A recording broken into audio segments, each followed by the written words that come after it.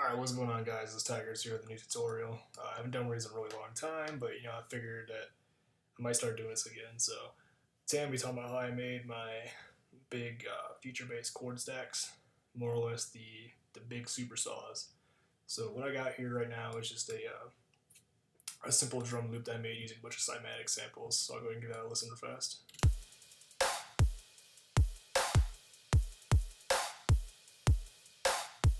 Okay, it's pretty simple, right?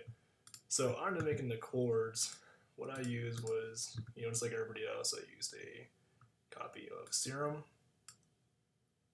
And there's a couple different things you can do when you're making your chords. A couple different options when you're making your big super saw chord. So the default one isn't actually that bad.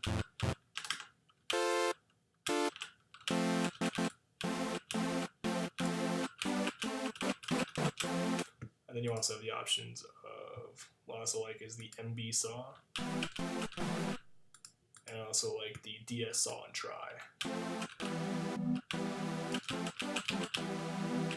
Each of them sounds slightly different, but they're all cool in their own aspect, and you'll still get the same results no matter which one you like. But let me go ahead and initialize this preset real fast. We'll go ahead and make any saw chords. So we'll go ahead and turn on both oscillators. In the second oscillator, move up one octave, turn the level down just a little bit. We can adjust that later, that's fine, but for right now, I'm going to turn it down. I'm going to change both detunes or unisons up to 9 on both oscillators. I'm going to turn the detune down just a little tiny bit. So now we should have this.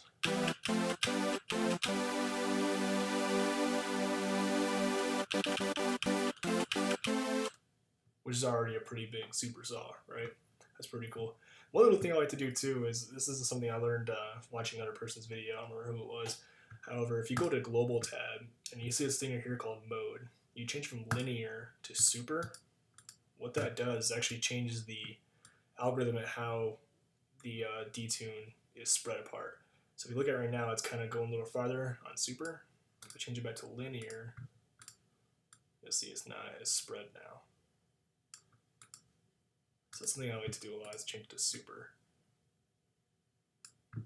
Okay, so for effects, hyper and dimension, mix all the way down on this, and dimension size down to about 10.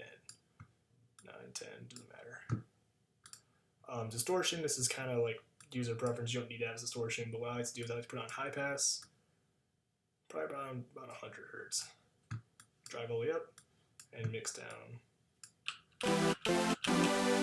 And turn drive down a little more. That sounds better. Compression, multiband, turn the gain up.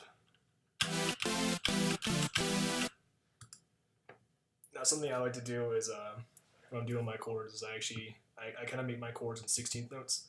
So I'll turn the attack up. And the release up.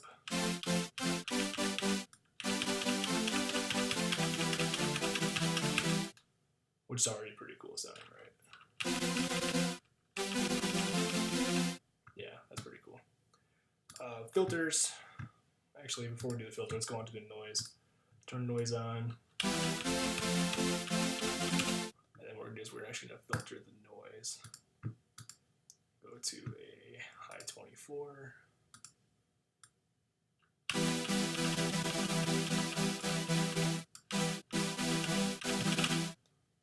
That's not too bad, because what the noise filter actually does is, if I go and add a EQ real fast and turn the filter off, you can see the noise actually has a lot of low end. We don't want that low end there, so I'll get rid of that. The high pass filter. Yeah. Okay, so we got our first chord preset made here. I'm going to go ahead and just kind of draw in some chords.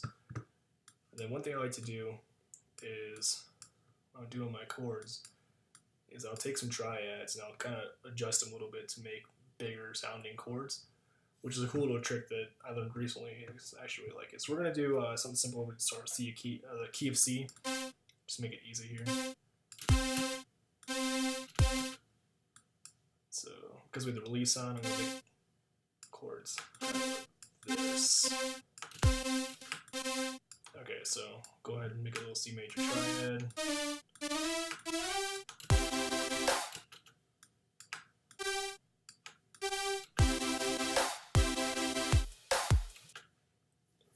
And we'll do some more chords over here.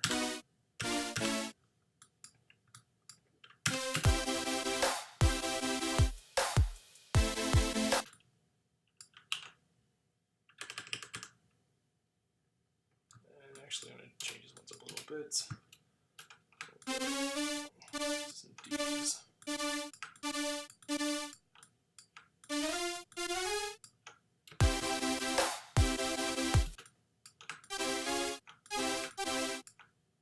Oh, what happened there? Oh. Okay.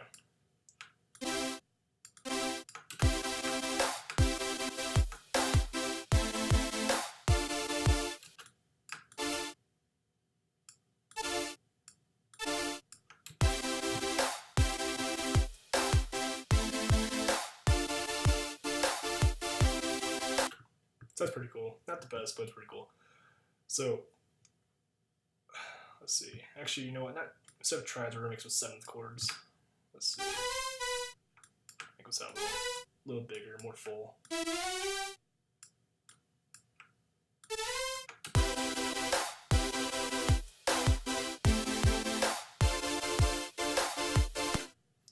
Okay, so the little trick I learned here is actually, I'll take the bass note, lower those down 1 octave, and then take the bottom note, which is actually the middle note, your third. Take my third, raise that up 1 octave.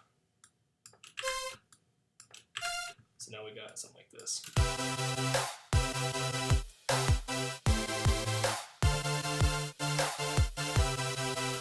Which is pretty cool. That's pretty cool in my opinion. Actually, I think I'm going to turn the release up a little bit more. Yeah, that's good.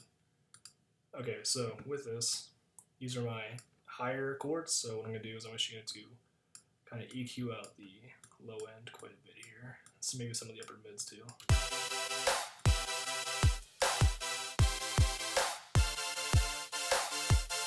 Okay, and I also turned up the highs a little tiny bit.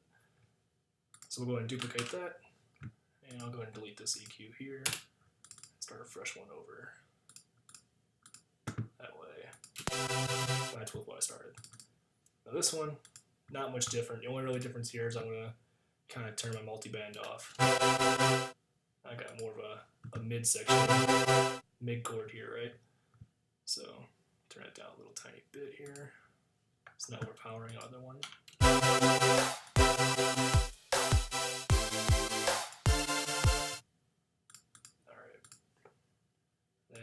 EQ out low end as well as some of the highs.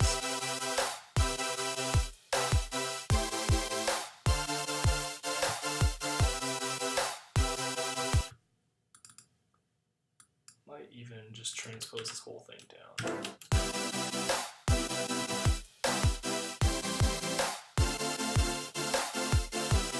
Yeah, so that's pretty good right there. And the last thing we'll do is we'll create a little mid bass line. So we'll duplicate this again, and then this time we're going to delete everything except for the bass notes. So now we're left with this.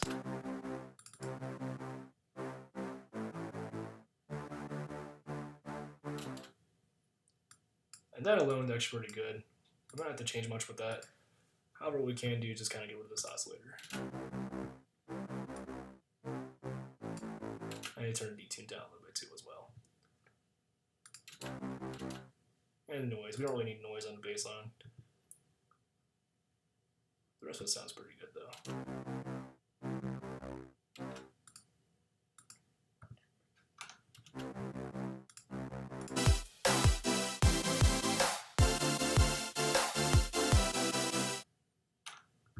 Okay. So next one I'm going to do is I'm just going to group all these together. If you're familiar with Ableton, it kind of works the same way in this program as well. Let's call this chords. What I'm going to do now is I'm just going to kind of turn it down.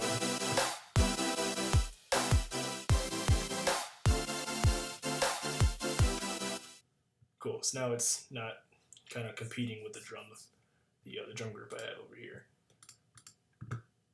So now, just gonna kind of side chain it to my kick. Again, if you're familiar with Ableton, the same thing as using the compressor in BIG Studio, just a little tiny different here. So let me go ahead and do this real fast.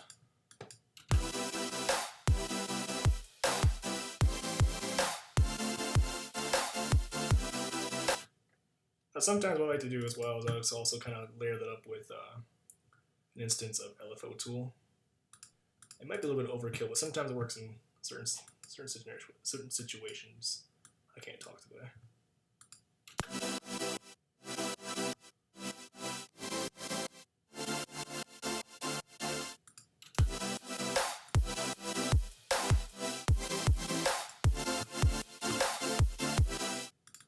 And I'm also going to add some reverb as well.